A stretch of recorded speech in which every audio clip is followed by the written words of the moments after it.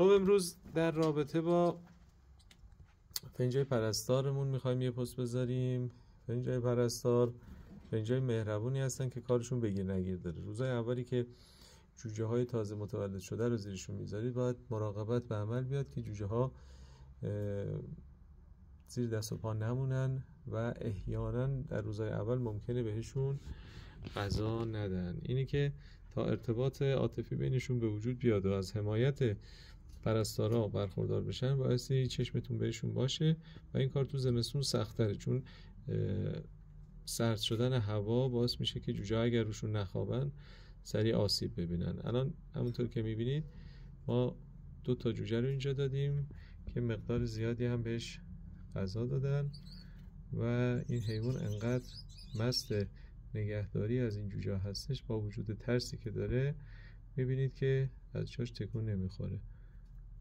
این اصلا دستی نیستش، ولی فقط به خاطر نگهداری از جوجه ها هستش که انقدر آروم نشسته. میبینید یکی از جوجه ها رو کمتر تغذیه کرده. اون جوجه پشتین رو که انگشت من هستش معده‌اش خالی تره.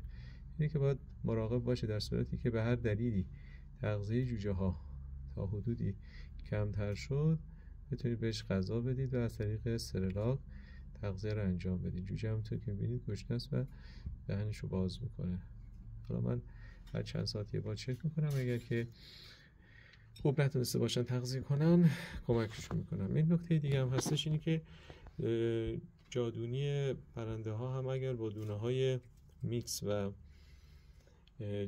جوانه زده، مخصوصا دونه های چرب که من اخیراً امتحان کردم، شادونه رو گذاشتم تا حدود جوانه زدن بعد تغذیهشون گذاشتم و خیلی خوب تونستن، چون نرمم هست دونه، هم جوجه ها رشد سریع پیدا کردن هم پرستارا خیلی استقبال کردن. اگه بتونید با دونه های چرب و مغذی مثل شادونی که شروع به جوانه زدن کرده حیونا رو تغذیه کنید قطعاً روی رشد جوجه ها تاثیر زیادی خواهد گذاشت.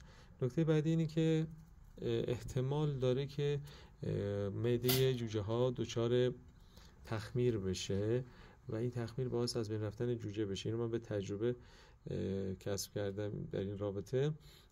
ریختن داروی ورم روده داخل جاآبی تا اونجایی که من تجربه کردم تا حد زیادی جلوی این مشکل رو میگیره.